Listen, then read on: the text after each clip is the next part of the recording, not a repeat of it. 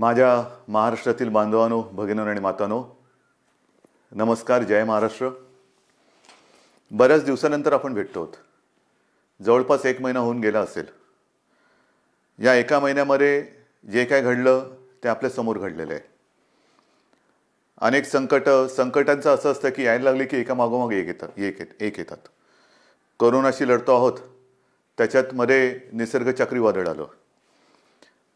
आपण सर्व किनारपट्टीतली लोक श्वास रोखून बघत होतो की हे वादळ नेमकं कुठे धडकणार.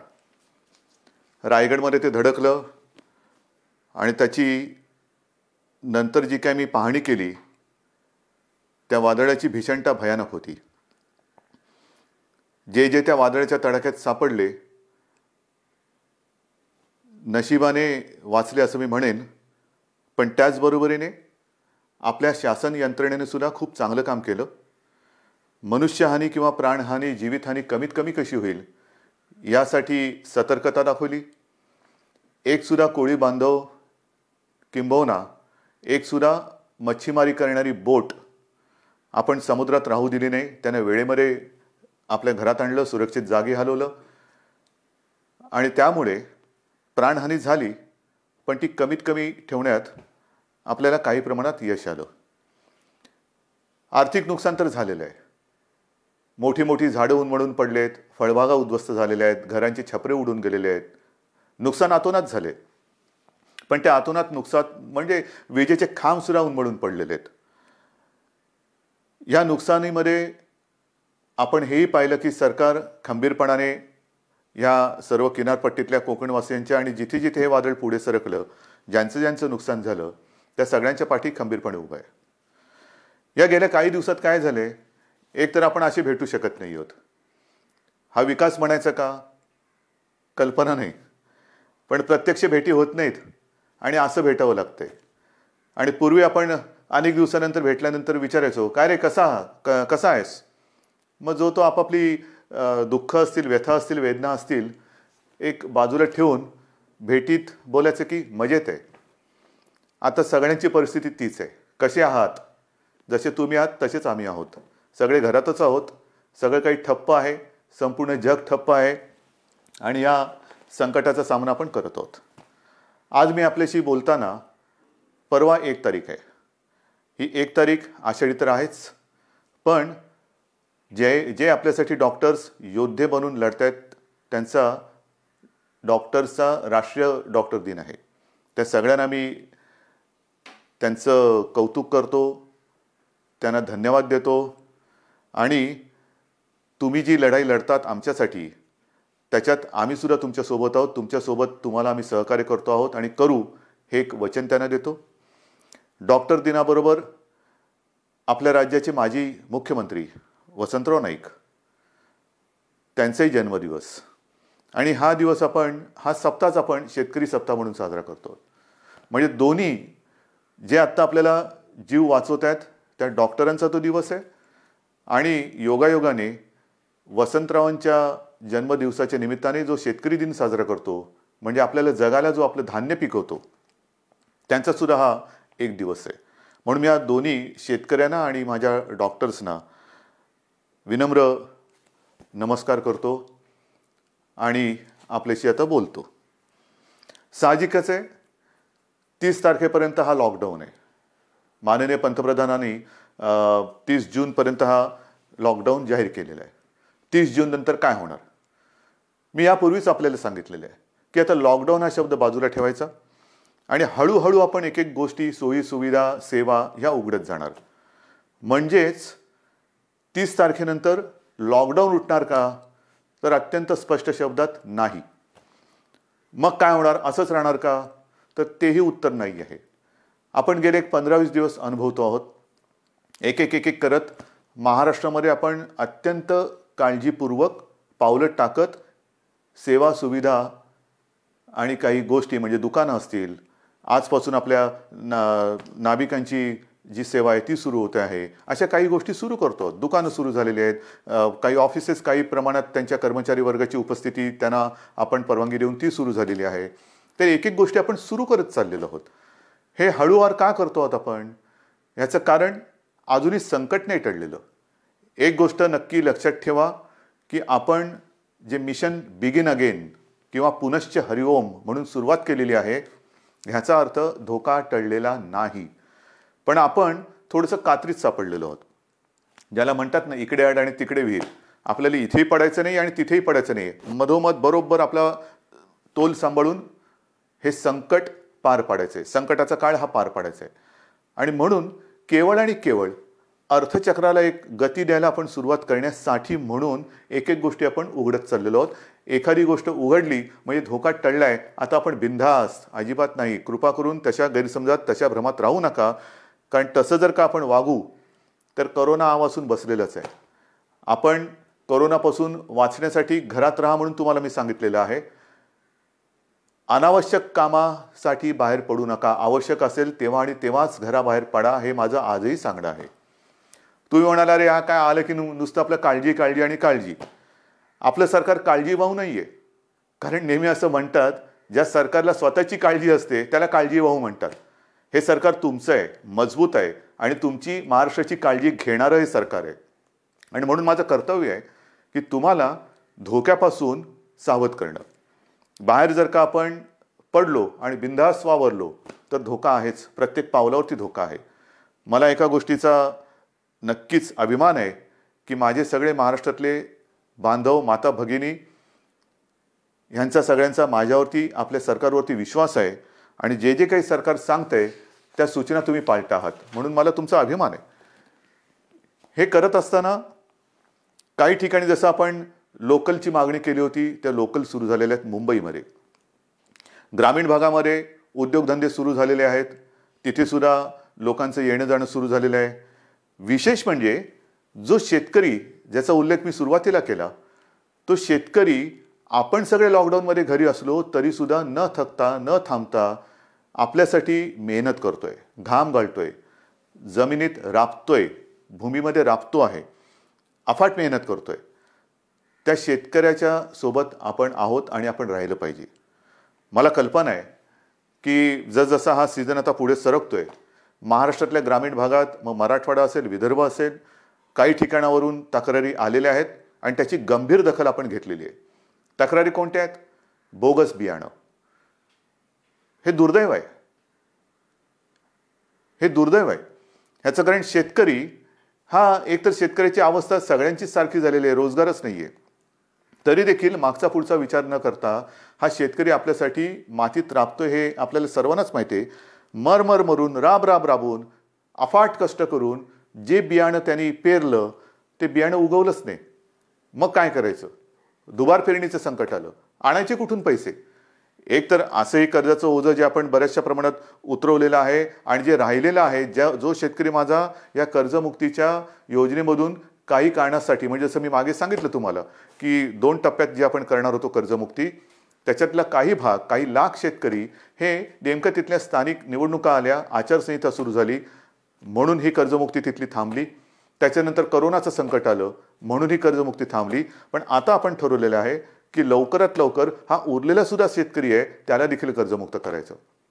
मग हे असं सगळं करून पैसा जमवून तो आपल्यासाठी बियाणं विकत घेतो, पेरतो आणि राबतो आणि बियाणंच उगवलं नाही. पण मी माझ्या शेतकरी दादांना सांगू इच्छितो की तुम्ही काळजी करू नका, हे सरकार तुमचं आहे. ज्यांनी तुम्हाला फसवलेलं आहे ते कायद्याच्या कचाट्यातून सुटणार नाही. त्यांच्यावरती गंभीर गुन्हे दाखल करून त्यांना सजा तर होईलच, पण जे नुकसान तुमचं झालेलं आहे, त्यांनी केलेलं आहे, त्यांच्याकडनं तुम्हाला हे सरकार नुकसान भरपाई सुद्धा मिळून दिल्याशिवाय राहणार नाहीये. काळजी करू नका. हे सरकार म्हणजे असं बेवारशाचा कारभार नाहीये, कोणी यावं आणि माझ्या महाराष्ट्रातल्या जनतेला फसवून जावं, अजिबात नाही चालणार. ज्यांनी शेतकऱ्यांना फसवलेलं आहे त्यांना शिक्षाही होणार, त्यांना शिक्षाही करणार. आणि म्हणून मला असं वाटतं की एक संधपणा जो आपल्यामध्ये आहे तो फार महत्त्वाचा आहे. मला विशेष धन्यवाद आणखीन सर्व धर्मियांना द्यायचे आहेत, सर्व धर्मीय. मग त्याच्यामध्ये माझे हिंदू आलेच, मुस्लिमही आले, ख्रिश्चनही आले, शीख पंथी आले, सगळेच आले. ह्याचं कारण मी मागे आपल्याशी बोललो होतो. साधारणतः शिमगा म्हणजे होळी झाली, शिमगा झाला आणि कोरोनाची बोंबाबोंब सुरू झाली, ती अजूनही कायम आहे. सगळ्यांनी, मग तो ईद असेल, मग आपली रामनवमी असेल, आता तर मुख्य म्हणजे आषाढीची वारी, आषाढी एकादशी आता परवा आहे, मी चाललोय. पण सगळ्यांनी आपल्याला एक सामाजिक भान ठेवून हे उत्सव अत्यंत शिस्तबद्ध पद्धतीने जसं सरकार सांगते तशा पद्धतीने ते आता साजरा हा शब्द विचित्र आहे, पण घरातल्या घरात का होईना साजरा करतात. सगळ्यांनाच धन्यवाद दिले पाहिजेत. आपल्या परंपरा आहेत. आषाढी एकादशीची परंपरा, वारीची परंपरा ही किमान 700-800 वर्षापूर्वीपासूनची आहे. आणि आपल्याशी मी आज बोलताना 2020 साल सुरू आहे. मला 2010चं साल आठवलं. 2010 साली मी पांडुरंगाचं दर्शन घेतलं. कसं घेतलं आपल्याला माहिती आहे. मी हा संपूर्ण वारीचा पाठपुरावा केला, पण मी वारीत प्रत्यक्ष सहभागी न होता हेलिकॉप्टरमधून सहभागी झालो आणि एरियल फोटोग्राफी केली. त्याचं पुस्तकसुद्धा मी आपल्या चरणी तुम्हाला मी सगळ्यांना अर्पण केलेलं आहे. पाहावा विठ्ठल. मी विठ्ठल पाहिला, नक्की पाहिला. मंदिरात जाऊन नाही पाहिला कारण मी हेलिकॉप्टरमध्ये होतो, पण अथांग पसरलेल्या त्या वारकऱ्यांमध्ये मला ते विठ्ठलाचं विश्वरूप दिसलं. माझ्यासारखा भाग्यवान मीच असेन. विश्वरूप ज्याला म्हणतात ते विश्वरूप काय असतं ते विश्वरूप मी त्या वारकऱ्यांच्या रूपात पाहिलं. देहभान हरकून हे वारकरी विठू नामाचा गजर करत चालत असतात. अक्षरशः देहभान हरकलेले असतात. म्हणजे कशाचं काही त्यांना सगळं जग आजूबाजूला आहे नाही, बस विठू माऊली विठू माऊली विठू नामाचा गजर करत ते चालत असतात. ही गेल्या अनेक वर्षाची परंपरा. अनेक ठिकाणावरनं संत महात्म्यांच्या पालख्या तिकडे येतात आणि मग ते रिंगणं होतात. मग ते इंदापूरचं रिंगण असेल, वाखरीचं रिंगण असेल, ते घोडे धावतात. हे सगळं अप्रूप हे केवळ आपल्या देशातच होऊ शकतं. पण त्या सगळ्या वारकऱ्यांनी सुद्धा संयम दाखवला. जे सरकार म्हणेल ते. हे असे नागरिक कुठे सापडणार तुम्हाला. आणि त्या वारकऱ्यांना सांगतोय की नाईलाज म्हणून आपल्याला यावेळेला तो सगळा वारीचा सोहळा हा आटोपशीर करावा लागला. पण मी आपल्या वतीने आपल्या विठुरायाला साकडं घालायला जाणार आहे. नक्की जाणार. विठुरायाला मी साकडं घालणार की विठुराया हे काय आहे, कोणते दिवस आहेत, कशी दिवस आहेत, कशी परिस्थिती आहे. हे तुझे लाखो करोडो भक्त आज तुझ्या दर्शनाविना घरातल्या घरात आहेत. आणि का तरी अशी विचित्र परिस्थिती आलेली आहे. तुझे चमत्कार आम्ही अनेक ऐकलेत. आम्ही तुमचे चमत्कार अनेक चित्रपटातून पाहिलेत. पण आता हा चमत्कार आम्हाला दाखव आणि हे करोनाचं संकट लवकरात लवकर नष्ट करून केवळ माझा महाराष्ट्रच नाही तर संपूर्ण जगाला पुन्हा एकदा सुखाचे, समृद्धीचे आणि निरोगी आयुष्याचे दिवस दाखव. हे साकडं घालायला मी जाणार आहे. वारकऱ्यानो, आशीर्वाद, तुमचे आशीर्वाद माझ्या पाठी असू द्या की ते आशीर्वाद घेऊन मी विठुरायाचे आशीर्वाद घ्यायला जाईन. आणि मला खात्री आहे तुम्ही जर मागे उभे राहिलात ना तर आपली विठू माऊली सुद्धा त्या माझ्या साकड्याला यश दिल्याशिवाय राहणार नाही. तुमचे आशीर्वाद मी आज मागतोय. मी आषाढी एकादशीला तुमच्या सगळ्यांचा प्रतिनिधी, मुख्यमंत्री म्हणून नाही, तो मान बहुमान वेगळा, पण मी तुमचा प्रतिनिधी म्हणून मी जातो आहे. जेव्हा तिथे मी पोहोचेन तेव्हा मी तुमचा प्रतिनिधी वारकरी म्हणून मी तिथे पोहोचणार आहे. म्हणून मला तुमचे आशीर्वाद पाहिजेत. आषाढीची ही उद्याची आषाढी, परवाची आषाढी एकादशी येते. त्याच्यानंतर दहीहंडी येते. दहीहंडीच्या मंडळानं सुद्धा मला खास धन्यवाद द्यायचे. कोणीही माझ्याशी बोलायला आलं नाही, कोणी कोणाशी चर्चा केली नाही, पण एक सामाजिक भान ठेवून त्यांनी स्वतःहून दहीहंडीचा उत्सव हा रद्द केला. ह्यालाच म्हणतात एक सामाजिक जाणीव, सामाजिक भान. शेवटी उत्सव म्हणजे काय, कोणासाठी उत्सव, आनंदासाठी असेल. पण जर हे संकट चहूबाजूनी आपल्याला वेढून टाकत असेल तरी देखील आम्ही उत्सव साजरे करतोय, हे असा आंधळेपणा नाही उपयोगाचा. मग दहीहंडी झाल्यानंतर मी काल परवाकडेच गणपती उत्सवाबद्दल एक आपल्याला विनंती केलेली आहे. कारण जसं वारीची परंपरा आहे, दहीहंडी आपल्याकडे साजरा होतोय, मग गणपती बाप्पा येणार, मग नवरात्री येणार, मग दिवाळी येणार, त्याच्यामध्ये ईद येणार, मग आपल्या मुंबईमध्ये माउंट मेरीची यात्रा येणार. हे सगळे सणवार हे सगळ्या धर्मियांचे हे आता येणार.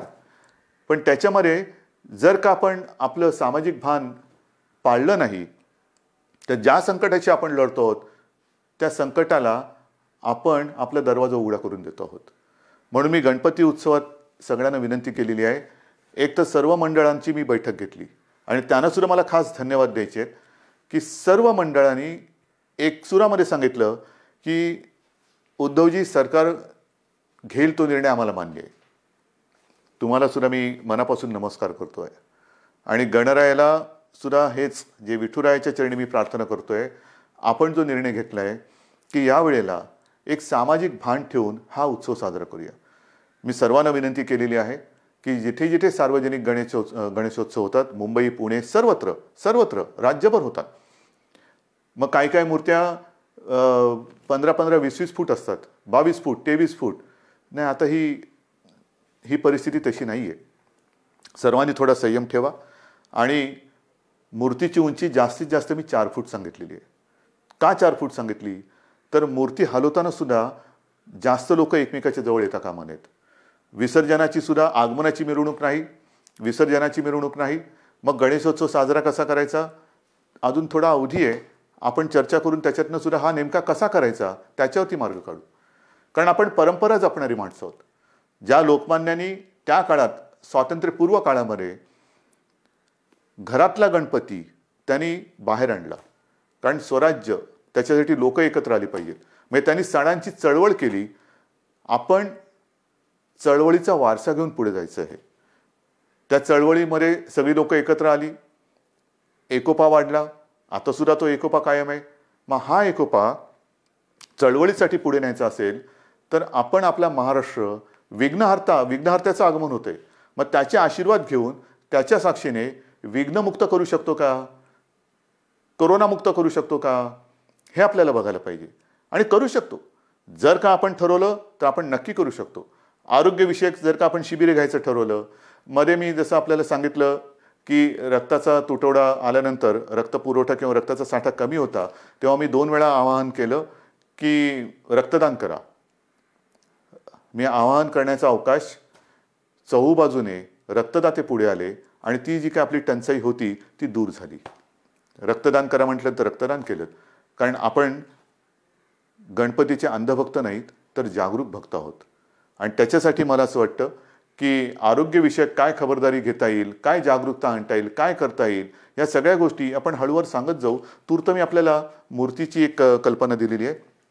रक्तदानाबद्दल मी जेव्हा बोललो तेव्हा आणखीन एका विषयाबद्दल मला आपल्याशी बोलायला पाहिजे. आणि तो विषय आहे रक्तदानाशी निगडीत, तो म्हणजे प्लाझ्मा थेरपी. आपल्याला कल्पना आहे की साधारणतः मार्चपासून हे कोरोनाचं संकट आपल्यासमोर आल्यानंतर त्या संकटाची आपण जे हातात शस्त्र मिळेल ते शस्त्र घेऊन लढतो आहोत. मग लॉकडाऊन असेल, लॉकडाऊन, ट्रॅकिंग ट्रेसिंग असेल तेही करतो आहोत, चाचण्या वाढवतो आहोत. चाचण्या वाढवल्यानंतर उपचार पद्धती. आणि मी नक्की सांगेन, अभिमानाने सांगेन की आपला महाराष्ट्र, आपली मुंबई, जे आपले डॉक्टर्स आहेत, जो आपला टास्क फोर्स आहे, उपचाराच्या बाबतीमध्ये जगाच्या बरोबरीने आपण चाललेलो आहोत. कुठेही एक सूतभर सुद्धा जगाच्या पाठी आपण नाही. चहूबाजूला आपली नजर आहे. कोणत्या देशात काय चालले, या देशात काय चालले, कोणते उपचार होत आहेत, कोणते औषधे होत आहेत. म्हणजे गेल्या आठवड्यामध्ये सहज मी बसलो असताना मला मेसेज आले. BBC मध्ये एक बातमी होती, ब्रेक थ्रू डेक्सामेथाझॉन हे नवीन औषध सापडलं. मी टास्क फोर्सच्या डॉक्टरना फोन केला. ते म्हणाले, उद्धवजी हे औषध आपण गेले 2 महिने आवश्यकतेनुसार वापरतोच आहोत. म्हणजे आपण हे औषध वापरतोच आहोत. मग प्लाझ्मा थेरपी सुद्धा आपण साधारणतः मार्च-एप्रिलपासून सुरू केलेली आहे. पण आज मला अभिमानाने एक गोष्ट सांगावीशी वाटते की सुरुवातीला आपल्याकडे 1-2 ठिकाणीच प्लाझ्मा थेरपी आपण वापरत होतो. आजपर्यंत साधारणतः असं धरा की 10 जणांवरती आपण उपचार केले असतील तर जवळपास 9 जण त्याच्यात बरे झालेत, 7 जण तर जवळपास बरे होऊन घरी पण गेलेले आहेत. म्हणजे प्लाझ्मा थेरपी सुद्धा उपयोगी पडते. आणि त्याच्यासाठी उद्याच एका गोष्टीचं आपण लोकार्पण करतो आहोत. जे करतो आहोत ते तळमळीने करतो आहोत, मनापासून करतो आहोत आणि आवश्यकतेपेक्षाही थोडं जास्त करण्याचा आपला प्रयत्न आहे. आणि उद्या आपण एक गोष्ट अशी करतोय की कदाचित, मी कदाचित शब्द वापरतोय, कदाचित देशातलं सगळ्यात मोठं प्लाझ्मा थेरपी देणारं आपलं राज्य ठरेल. प्लाझ्मा थेरपीचा वापर करणारं आपलं राज्य ठरेल. कारण आपण ही केंद्र वाढवतो आहोत. पहिल्यांदी 2 होती, त्याचा विस्तार आपण करतो आहोत. उद्या कदाचित देशातलं सगळ्यात प्लाझ्मा थेरपीचा वापर करणारं पहिलं राज्य ठरेल आपलं. पण हे सुविधा झाल्या. मला जे खास करून ज्यांना कोरोना होऊन जे सुखरूप बरे होऊन घरी गेलेत त्यांना एक विनंती करायची. रक्तदान हे कसं, एक रक्तदान कोणी करू शकतो, पण प्लाझ्मा कोणाचं वापरू शकतो? रक्तगटाप्रमाणे तर तो वापरावा लागतोच. पण ज्यांना कोरोना होऊन जे बरे झालेत आणि ज्यांच्या शरीरात ती अँटीबॉडी तयार झालेली आहे, अशांचं रक्त घेऊन त्यातनं प्लाझ्मा घेऊन त्या रक्तगटाच्या रुग्णाला जर तो प्लाझ्मा आवश्यकतेनुसार वापरला तर बऱ्याच रुग्णांचा प्राण आपण वाचवू शकता. आणि म्हणून खास करून मला जे रुग्ण बरे होऊन घरी गेलेले आहेत त्यांना विनंती करतो आहे की कृपा करून आपण पुढे या. आमच्या शासकीय विद्यालयांना जी वैद्यकीय विद्यालय आहेत त्यांना संपर्क करा, शासकीय डॉक्टर्स आहेत त्यांना संपर्क करा आणि आपण जसं रक्तदान करतो रक्तदानच करायचं आहे, पण तसं प्लाझ्मा दान करा की जेणेकरून आपण वाचलात, आपल्या माध्यमातून आणखीन काही जण वाचू शकतो. ह्यालाच तर आपण एकत्रितपणा म्हणतो, ह्यालाच तर आपण एकजूट म्हणतो आणि ती आपल्या रक्तामध्ये आहे. आणि ती मी मागेही म्हटलं होतं, लढणं हे आपल्या रक्तात आहे आणि जेव्हा रक्ताचा तुटवडा होता तेव्हा रक्तदान करून हा लढाऊपणा आपण सिद्ध केलाय. आता हा पुन्हा एकदा सिद्ध करण्याची नव्हे, पण त्याच्या आवश्यकतेनुसार वापर करण्याची गरज आहे. बांधवांनो आणि माता भगिनींनो, एक गोष्ट नक्की आहे की जसं मी औषधाच्या बाबतीत तुम्हाला सांगितलं की कोणत्याही औषधाच्या बाबतीत आपण पाठी नाही आहे. सुरुवातीपासून जी औषधं आपल्याला वाटतात की वापरली पाहिजेत, म्हणजे आता सगळीकडे रेमडेसिवीर कितीला मिळणार, रेमडेसिवीर मिळणार की नाही, रेमडेसिवीरची किंमत काय होणार, मग फॅविपिरावीर, म्हणजे जशी जशी नावं येतात तसं त्याचा बोलबाला होतो. पहिला होता तो एससीक्यू हायड्रॉक्सिक्लोरोक्विन, मग त्याचा एक हे झाला, ते आपण वापरतोय, आवश्यकतेनुसार वापरतोय. रेमडेसिवीर वापरतो आहोत, टॉझिलिझुमॅब वापरतो आहोत, आयव्हरमेक्टिन वापरतो आहोत, डॉक्सी वापरतो आहोत. तुम्ही नाव सांगा, ती सगळी औषधं आपण इकडे वापरतो. परंतु ही औषधं वापरायला साहजिकच आहे आपल्याला केंद्र सरकारच्या त्या आरोग्य विभागाची परवानगी लागते. आणि मला एक गोष्ट आपल्याला सांगायची आहे, साधारणतः एप्रिल शेवट किंवा मे असेल, मेची सुरुवात किंवा पहिला मध्ये असेल, आपण ह्या औषधाच्या उपलब्धतेसाठी पाठपुरावा सुरू केला, रेमडेसिवीर आणि फॅविपिरावीर, कारण तिथून परवानगी घ्यावी लागते. मग त्याच्यानंतर एका रुग्णांच्या ग्रुपवरती त्याची टेस्ट घ्यावी लागते. ती यशस्वी झाल्यानंतर मग तिथून परवानगी मिळाल्यानंतर मोठ्या प्रमाणात आवश्यकतेनुसार त्याचा वापर करावा लागतो. आता गेल्या आठवड्यामध्ये ह्याची परवानगी आपल्याला मिळालेली आहे, रेमडेसिवीर आणि फॅविपिरावीर. येत्या काही दिवसात याचा पुरेसा साठा हा आपल्याला उपलब्ध होईल. किमतीची पर्वा करू नका. शासकीय आणि निमशासकीय रुग्णालयामध्ये मी तर म्हणतोय की रेमडेसिवीर आणि ही औषधं आपण मोफत उपलब्ध करून देण्याच्या विचारामध्ये आहोत. पण पहिली गोष्ट ही उपलब्ध होत आहेत आता, म्हणजे कोणी काळजी करण्याचं कारण नाही आहे. कसं मिळणार आता आहे, अजून एक थोडे दिवस आपल्याला त्याच्या साठ्याबद्दल किंवा उपलब्धतेबद्दल आपण प्रयत्न करून ती उपलब्ध करून देतो आहोत. पण एकदा का हा साठा आपल्याकडे किंवा ज्याला म्हणतो ना पुरवठा व्हायला लागला की त्याचा कुठे मी तुटवडा पडू देणार नाही, ही तुम्हाला मी खात्री देतोय. रुग्णांची संख्या वाढणार. तुम्ही म्हणणार वाढणार म्हणजे काय, नाही तसं नाही आहे. ह्याला दोन गोष्टी आहेत. आपण अर्थचक्राला गती देण्यासाठी काही गोष्टी हळूहळू मिशन बिगिन अगेन म्हणून सुरुवात केलेली आहे. ये जा वाढली, भेटणं वाढलं, संपर्क वाढला आणि तो संपर्क वाढल्यानंतर साहजिकच आहे रुग्णांची संख्या ही सुद्धा वाढत चाललेली आहे. पण ही रुग्णांची संख्या वाढत असताना आपण टेस्टची संख्या सुद्धा वाढवतो आहोत आणि ती वाढवलेली आहे. म्हणून आता रुग्ण येण्याची वाट न बघता आपण व्हायरस पोचायच्या आत तिकडे पोहोचण्याचा प्रयत्न करतोय. चेस द व्हायरस ही एक नवीन संकल्पना मुंबईत सुरू केली, ती संपूर्ण राज्यभर आता आपण राबवत आहोत. Chase the virus. आणि त्याच्यासाठी रुग्णांची संख्या जरी वाढत असली तरी आपल्याकडे आरोग्य सुविधाही आपण वाढवत आहोत.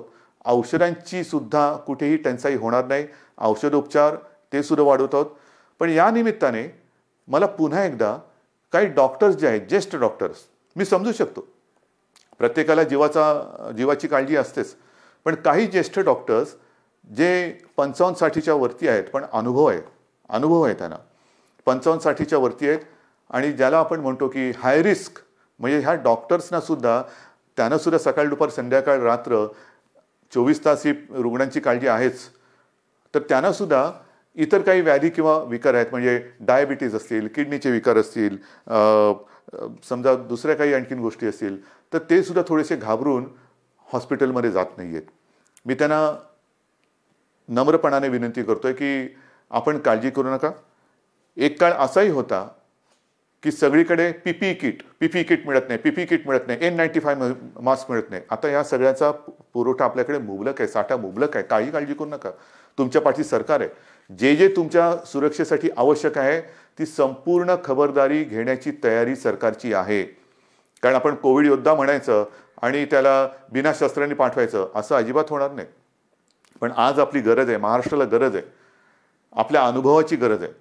कारण अनेक ठिकाणी आपण ज्येष्ठ डॉक्टरांची एक अनुपस्थिती हे अनुभवतो आहोत. म्हणून मी सगळ्यांना विनंती करतोय की आपण जिथे जिथे असाल, हॉस्पिटलमधले असाल हॉस्पिटलमध्ये जा, खाजगी आपले दवाखाने क्लिनिक असतील कृपया सुरू करा. ज्या ज्या गोष्टीची आपल्याला उपकरणांची आवश्यकता असेल ती सरकारकडनं आपल्याला दिली जाईल. तुम्ही त्याच्यात अजिबात काळजी करू नका. तुम्हाला जे जे पाहिजे ते पुन्हा मिळेल, ते पूर्ण मिळेल.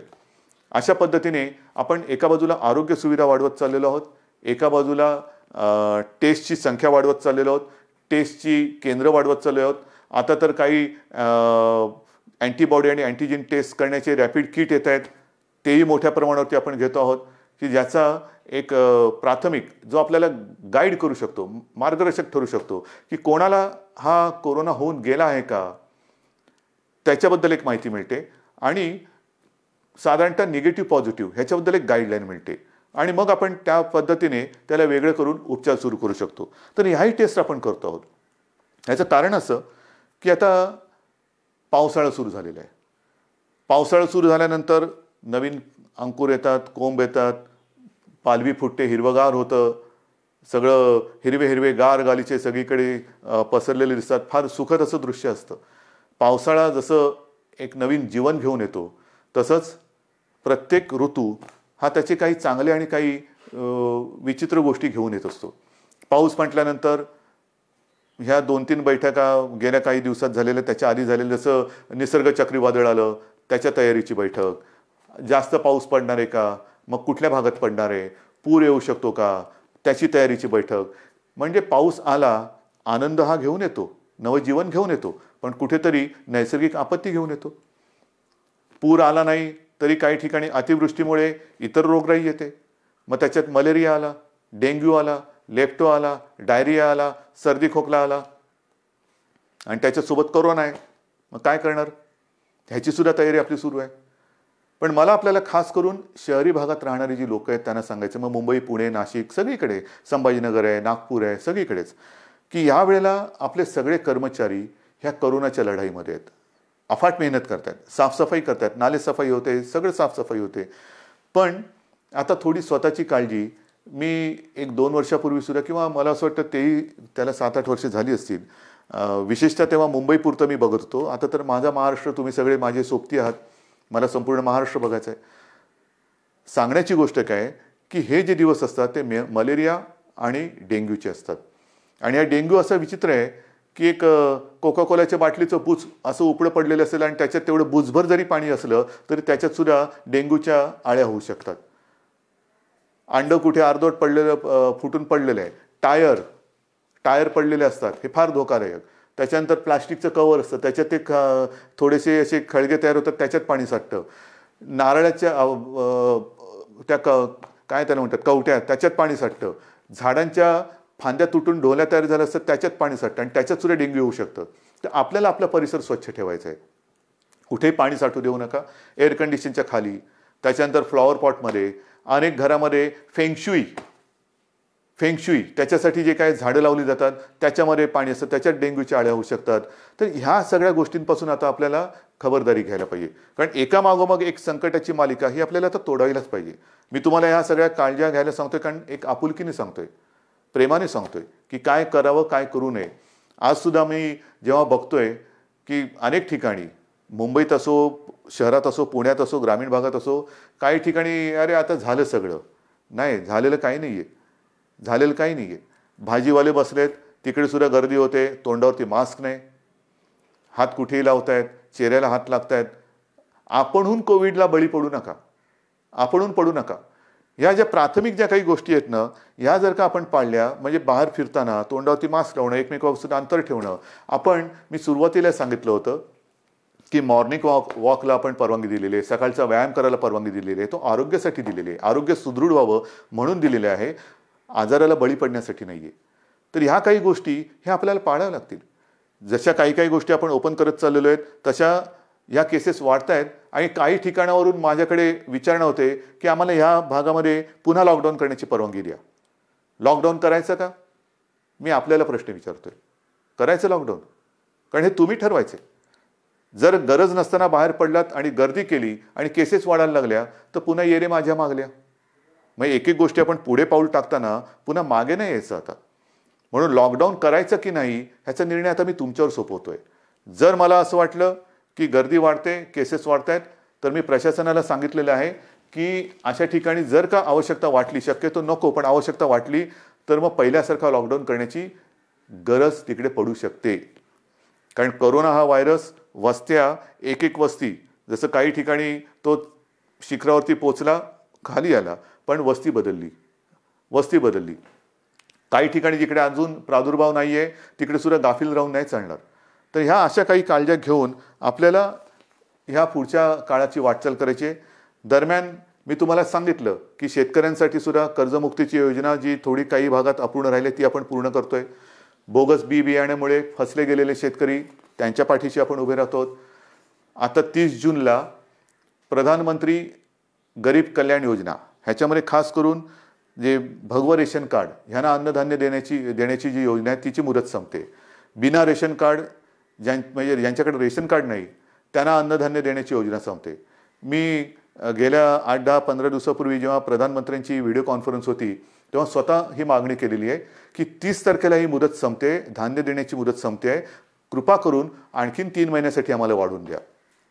कारण अजूनही हे संकट गेलेलं नाही, उलट केसेस वाढत आहेत.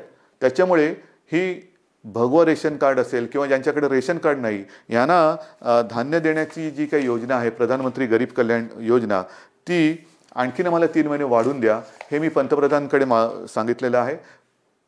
मला खात्री आहे की त्यांना सुद्धा व्यवस्थित सगळ्याची कल्पना आहे आणि ही कल्पना असल्यानंतर लवकरात लवकर आपल्याला त्याच्याबद्दल परवानगी मिळेल ही मला खात्री आहे. हे सगळं झालं चित्र हे आरोग्यविषयक. अर्थचक्राच्या बाबतीमध्ये आपण खचून गेलेलो नाही आहोत. मला एका गोष्टीचा अजून एक अभिमान आहे, नक्कीच आहे, की गेल्या 15 दिवसात महाराष्ट्राने जवळपास 16,000 कोटींचे सामंजस्य करार काही विदेशी कंपन्यांसोबत केलेले आहेत. 16,000 कोटी ही एक फार आपली जमेची बाजू आहे. म्हणजे या संकटामध्ये सुद्धा आपला महाराष्ट्र हा विविध गुंतवणूकदारांना आणि उद्योजकांना आपला वाटतोय हे फार महत्त्वाचं आहे. येत आहेत या गुंतवणूकदारांना कुठे आपण दरवाजे बंद ठेवलेले नाही आहेत. या माझ्या महाराष्ट्रात या, माझ्या विदर्भात या, माझ्या मराठवाड्यात या, माझ्या कोकणात या, माझ्या उत्तर महाराष्ट्रात या, पश्चिम महाराष्ट्रामध्ये या, जिथे तुम्ही म्हणाल तिथे तुम्ही या. जे जे काय तुम्ही कराल तुम्ही जरूर करा. तुमच्यासाठी आमच्या महाराष्ट्राची, देशाची आणि महाराष्ट्राची दारं उघडी आहेत. आल्यानंतर साहजिकच आहे अर्थचक्राला गती मिळाली पाहिजे, माझ्या स्थानिक भूमिपुत्रांना नोकऱ्या मिळाल्या पाहिजेत, रोजगार मिळाला पाहिजे. ह्या सगळ्या गोष्टींसाठी आपण नुसतं कोरोना एके कोरोना करत नाही बसलेलो आहोत.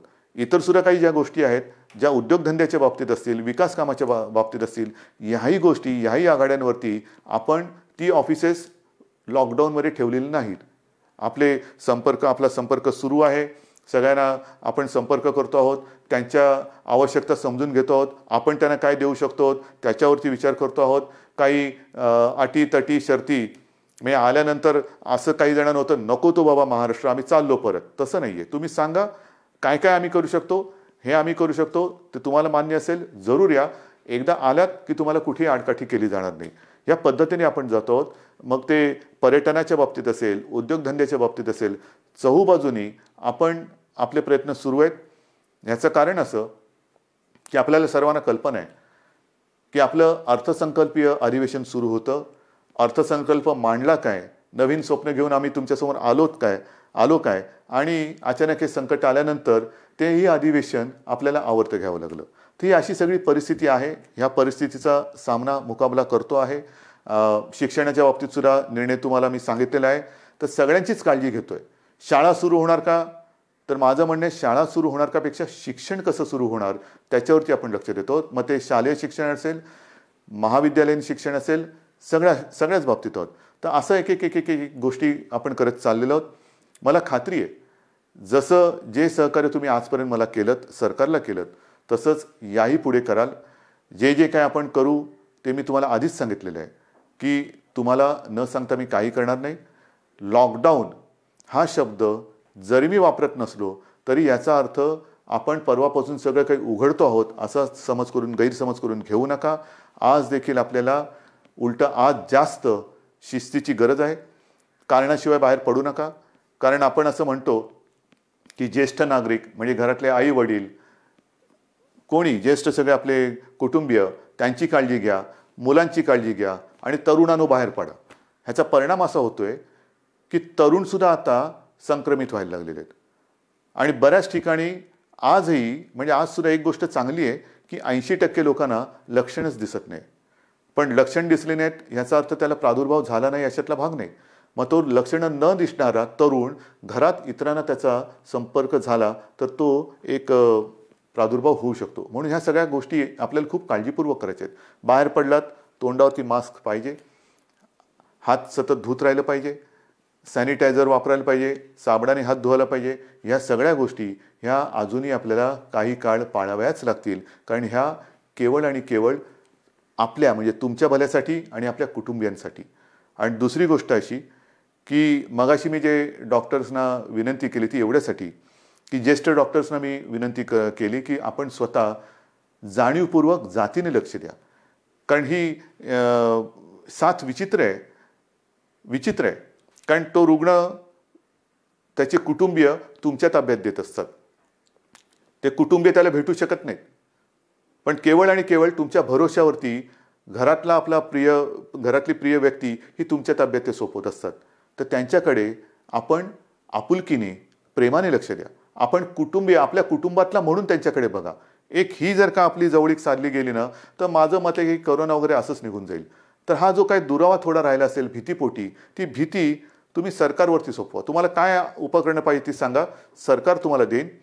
पण आता ह्या अंतिम टप्प्यात आपल्याला हे युद्ध अर्धवट सोडून चालणार नाही. इथपर्यंत आपण लढत आलेलो आहोत. आता जर का आपण गाफील राहिलो तर मग पुढे आपण जाऊ शकत नाही. अजूनही संकट टळलेलं नाही, धोका टळलेला नाही. पण हा धोका पत्करून जे करता येणं शक्य असेल त्या गोष्टी आपण हळुवारपणाने उघडत चाललेलो आहोत. लॉकडाऊन पुन्हा करण्याची वेळ येऊ नये आणि त्याच्यासाठी आपलं सहकार्य जसं आजपर्यंत सरकारला मिळालं तसंच ते यापुढे सुद्धा मिळेल अशीच अपेक्षा आणि विश्वास व्यक्त करून मी आपली रजा घेतो. जय हिंद, जय महाराष्ट्र.